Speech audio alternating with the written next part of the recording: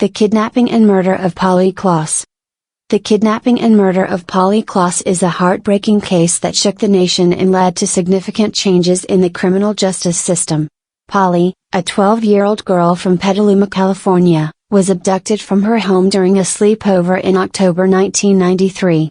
Her tragic death and the subsequent investigation revealed deep flaws in the system and ultimately resulted in the implementation of stricter laws aimed at protecting children.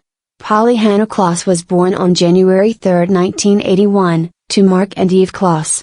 She was a bright and outgoing sixth grader with a love for acting and theater. On the evening of October 1, 1993, Polly was hosting a sleepover with two of her friends at her home in Petaluma.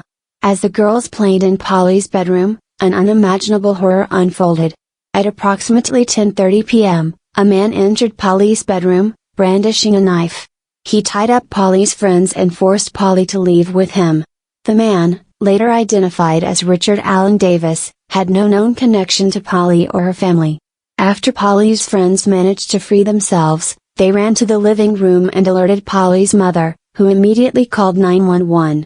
Despite a rapid response from local law enforcement, Polly and her abductor had vanished. The kidnapping of Polly Klaas prompted a massive search effort, involving thousands of volunteers, the FBI, and law enforcement agencies from across the country. The case received extensive media coverage, and Polly's face became known to millions as her family pleaded for her safe return. Billboards, flyers, and television broadcasts all featured Polly's image, making her one of the most widely recognized missing children in America. Despite the widespread attention, significant leads were scarce until November 1993, when a breakthrough came from an unexpected source. Davis, a convicted felon with a long history of violent crimes, was arrested on unrelated charges in Sonoma County. During questioning, investigators noticed inconsistencies in his story and discovered evidence linking him to the crime scene at Polly's house. Davis eventually confessed to the kidnapping and led authorities to Polly's remains, which were found in a rural area near Cloverdale, California, on December 4, 1993.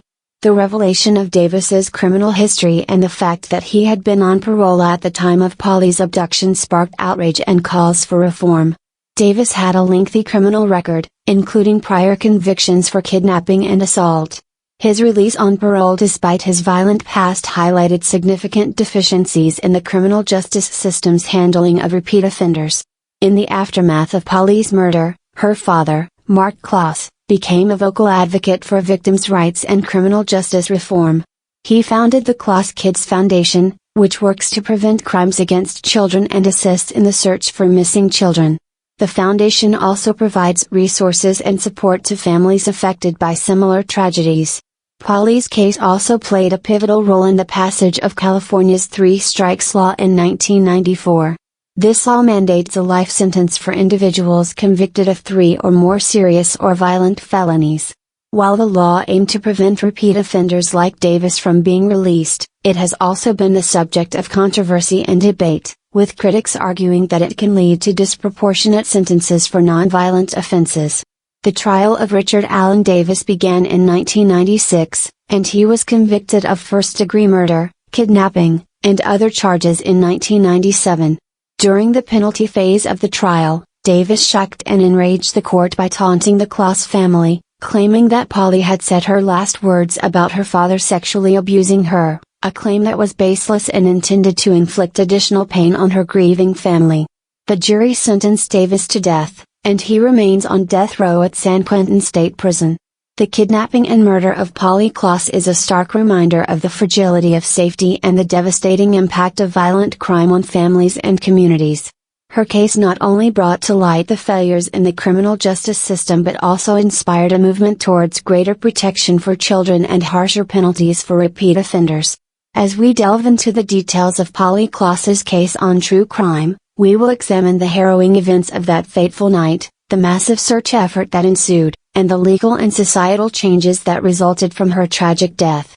Join us as we explore the profound impact of Polly Klaas's story, reflecting on the enduring legacy of a young girl whose life was cut short by a senseless act of violence.